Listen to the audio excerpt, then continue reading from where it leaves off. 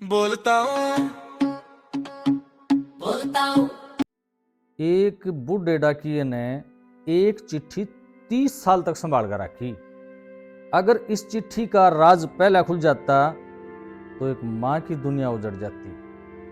पर असल में इस कहानी का सच्चाई का राज्य कुछ और से। नमस्कार जी, मैं मुकेश पांचाल, हरियाणवी कलाकार। आपका स्वागत है बोलता हूँ चैनल पर।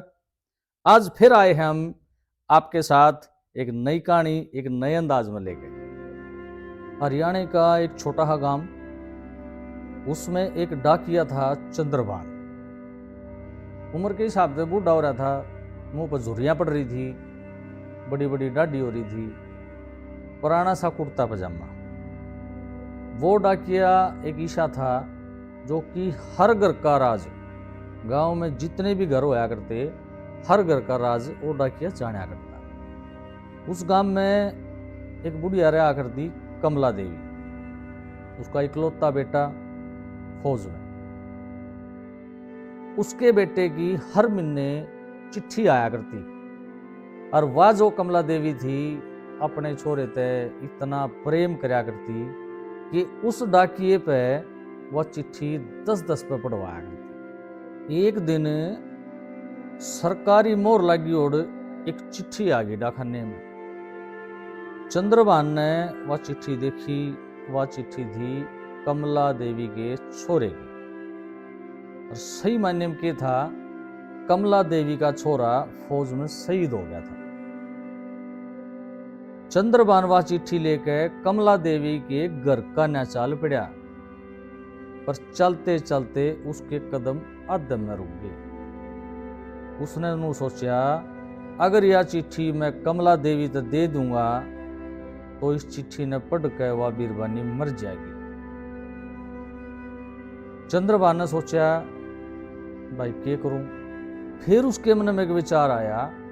एक दिन कमला देवी उस तनु कह थी, जब तक मेरे छोरे की चिट्ठी आई गई ना तो मैनू सोचूंगी मेरा छोरा फौज में बढ़िया नौकरी कर रहा है, और जिस दिन उसकी चिट्ठी आनी बंद होगी तो मैनू सोचूंगी मेरा छोरा मर गया। चंद्रभान ने बहुत दिमाग लड़ाया, क्या करूं। उसने क्या करया, वह सरकारी मोहर लगी और चिट्ठी थी वह डाकखाने में जाकर लखो दी, और हर महीने अपनी तरफ तय एक चिट्ठी लिख के कमला देवी के घर देने लग गया। हर महीने जो चंद्रभान चिट्ठी कमला देवी तक देख आया करता ना, उस चिट्ठी में वो नू लिखन लग गया, माँ मैं फौज में ठीक हूं, तो मेरी सोच ना करिए। न्यू करते करते 4-5 साल निकल गए। इस बीच में गांव वाले के बीच में भी कन्ना फूसी होने लगी। गांव वाले भी न्यू कहने लगे, जब 7-8 साल तक कमला देवी का छोरा गांव में आया ही नहीं है ना, तो हो सके है वो फौजी वहां शहीद हो गया है।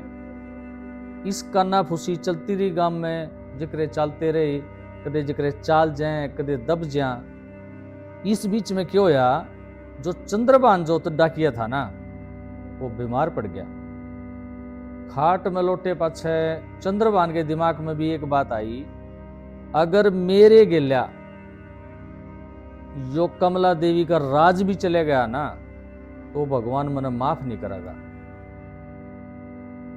चंद्रभान घरा बीमार पड़ा। उसकी जो डाक डूक का काम था वो छोरा संभालने लग गया गांव में। एक दिन चंद्रभान ने अपना छोरा दौरे बिठाया, नु बोला, बेटा कई साल तक मेरे मन में एक राज दब रहा है। बेटा मैं तने जो राज बताऊं हूं, अगर खुदा ना खास्ता मेरी मृत्यु हो जाए तो यो राज जो है तो कमला देवी तक बता दे। ऐसा होया, कुछ दिन पाछे चंद्रभान गुजर गया। उसके छोरे ने एक बात सोची, जो इतने साल तक यो राज दबा उड़ है, इस राज न राज क्यों रहने दूं, इस राज ने जिंदा क्यों रखूं, क्यों ना चिट्ठी उस बुढ़िया दे दूं। चंद्रभान का छोरा चिट्ठी लेकर बुढ़िया के दौरे चला गया। ने बोले, ले दादी चिट्ठी। चिट्ठी देख दे बुढ़िया रोन लगी। ने बोली, बेटा मैंने तो उस दिन बेरा पाट गया था जिस दिन मेरे दौरे तेरे बाप की लिखी और चिट्ठी आई थी। मैं अनपढ़ जरूर थी, पर तेरे बाप की लिखाई नरम अपने छोरे की लिखाई ने पिछाणु थी। तो छोरा नु बोलिया, दादी फिर तने मेरे बाबू ते जिक्र क्यों नहीं करया? वाह नु बोली, बेटा अगर इस बात का जिक्र मैं तेरे बाप आगे कर देती तो मैं तेरा बाप मेरे दौरे आना छोड़ दे। तो तेरा बाप कई साल तक लगातार मेरे दौरा आया है ना, न्यू मान ले मैं सिर्फ तेरे बाप के कारण जिंदा हूं। जो नकली चिट्ठी मेरे दौरे लेकर आया करता, उससे तो मैं अपना पेटा भर लिया करती और नू सोच लिया करती कि परमात्मा ने जो जिंदगी दे रखी है मैं हंसी खुशी जीऊंगी। जो भगवान ने मेरी गिला कराया है वो हो गया है, तेरे बाप के कारण मैं जिंदा हूं। यह बात सुन के वो छोरा दादी के 5 संस्कार कर चले गया। कमला देवी ने वह चिट्ठी जो है छाती कर लाई और रात ने सोगी। तड़के कमला देवी प्राण पखेरु उड़ गए थे। उस दिन उसकी लास्ट जो आखिरी सांस थे, कमला देवी ने वो आखिरी सांस ली। उस गांव में पहली बैसा होया जो कट्ठी 2 अर्थी लिकड़ी, एक चंद्रबान की और एक उस शहीद की माँ की। दाग दुगला दिया दोनों वहां के गांव में काना फुसी हुई। एक आदमी नु बोलिया, झूठ बोलना पाप नहीं होता, कई बार यह किसी की जिंदगी की आस बन जा है। जो कि चंद्रबान उस बुढ़िया की जिंदगी में एक आस बनकर रहा था। कई साल तक अपने हाथ चिट्ठी लिख के उसके घर पहुंचाया करता, सिर्फ उस आस के कारण वह बुढ़िया जिंदा रही थी। आपने कहानी सुनी है, किसी लगी? मैं हर कहानी में कोई ना कोई सीख दिया करूं। आप कमेंट बॉक्स में लिख के बताइयो आपने इस कहानी तक क्या सीखने मिला। और सारे भैया रिक्वेस्ट है भाई, मैं डिस्क्रिप्शन बॉक्स में फेसबुक का भी लिंक दे दूंगा, इंस्टाग्राम का भी लिंक दे दूंगा। उड़ जाके मैंने सर्च कर लो।